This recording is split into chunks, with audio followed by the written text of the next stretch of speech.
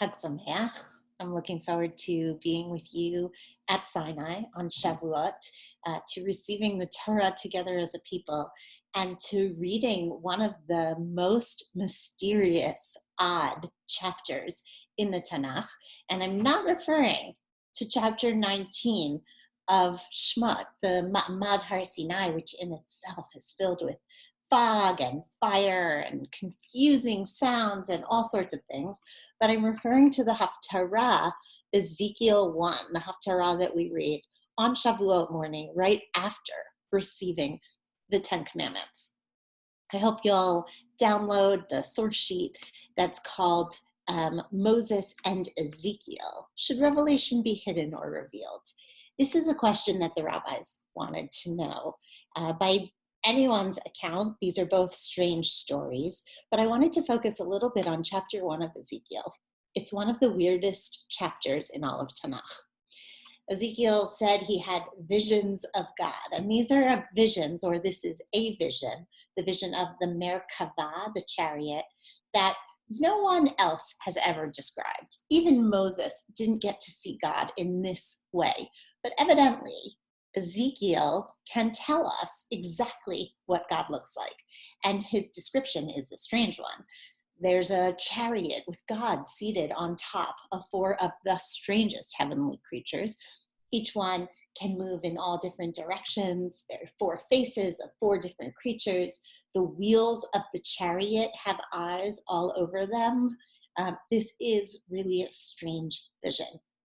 And it's hard to understand. In a way, it feels like, okay, something's been revealed that we didn't know, that we didn't need to see. It's more TMI, more than we wanted. But at another level, it feels pretty obfuscated. There's something about it that's very hard to understand. The rabbis themselves wondered, does this belong in our Tanakh? A text in Masechet Shabbat talks about a series of conversations that were had in an attic in Lod, right? A very kind of series of secret conversations. One of them was about, does the book of Ezekiel belong in the Tanakh? This is our second text on our source sheet. Zachor oto ha'ish latov v'Chananya ben Chizkiah shemo, she'ilmalehu nignaz sefer Yechezkel. Let's remember this man for good. His name is Hananiah ben Chizkiah. If not for him, the book of Ezekiel would have been nignaz. It would have been suppressed, like a geniza. It would have been hidden, or as we might say today, it would have become apocryphal. It would have become outside the canon of biblical literature. Its contents, in many details, contradict matters of Torah. Hayud varav sotrin divrei Torah. So the sages sought to suppress the book and exclude it from the canon. Me'asa he'alu lo shlosh me'ot garvei shemen. They brought up for him 300 jugs of oil. V'yashav ba'aliyah udrashan. And he sat in the attic and he took every verse that seemed to contradict the rules of Torah and he resolved the contradictions. He interpreted them. He wrote drashot about each one. So this is a strange text in itself. What was it about the book of Ezekiel, first of all, that countered the laws of Torah? According to Rashi, it was sacrifice and purity issues. Ezekiel was a priest, and there are mentions in the book of Ezekiel that show him countering the laws of purity. But we might guess otherwise. It's more likely that it was just the weird strangeness of Ezekiel's visions that the rabbis thought, I don't know if this one belongs.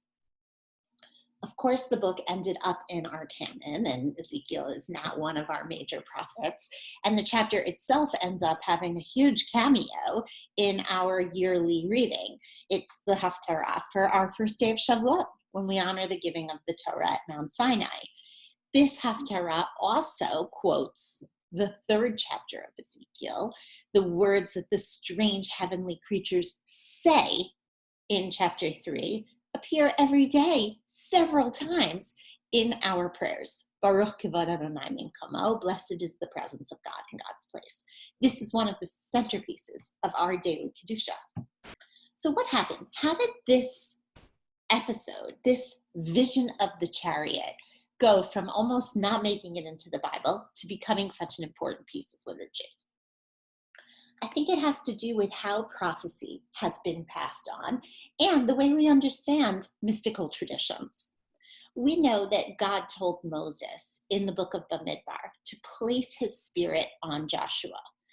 And we know that for a long period of time, God's spirit just went from one person to another.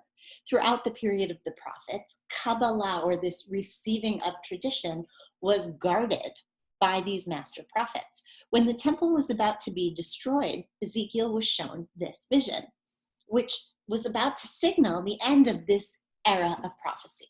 This vision has its own name, Ma'aseh Merkavah, the vision of the chariot. This is a term that ends up getting used as a general term for all Kabbalah, Ma'aseh Merkavah, and it's dangerous. By the time of the building of the Second Temple, the keys to this tradition had been entrusted to the rabbis. The rabbis now were going to be the receivers of Kabbalah, and they were the ones who said in text 3 that you need to be careful about studying this. In Masechet Chagiga, they said very, very clearly, you know what, you better be careful about studying certain things in groups, and Ma'aseh Merkavah, you need to be careful even to study alone. Ela im kain haya chacham mevin midato. Unless you are someone who is incredibly wise and mevin midato, understanding with his own knowledge. It's a strange phrase, which most likely means something like he understands himself. Don't study Ma'aseh Merkavah. Don't even try to understand this Chariot chapter or any of these secret, weird things about Kabbalah or about the mystical visions, unless you kind of know yourself pretty well, unless you're not going to be too freaked out or you're going to be able to stay grounded. That's how the rabbis protected the transmission of Kabbalah, right? They restricted its practices and only slowly allowed different people to understand and to have this, what looks like something revealed, actually be understood. It seems like somehow the rabbinic imagination saw that Ezekiel's prophecy wasn't necessarily so dangerous because, in fact, it was a little bit hard to understand itself. Attaching it as the Haftarah to the revelation at Sinai suggests a link and an understanding that there are ways in which God reveals God's self that we will never fully understand. Take a look at this really beautiful text from a sermon that was given by Rabbi Norman Lamb in 1964. He quotes the poet John Ciardi. He writes, "It is always a mistake to discuss poetry with a man who insists that it must make sense. For the trouble with being sensible is not the sense it does or does not make, but the life it never really manages to get to. It always manages to shut as many doors as it opens." So if we ask the chapter, Ezekiel's story of Ma'aseh Merkavah, to make sense in a certain way, then we're shutting down a door. We're losing the poetry of the Tanakh.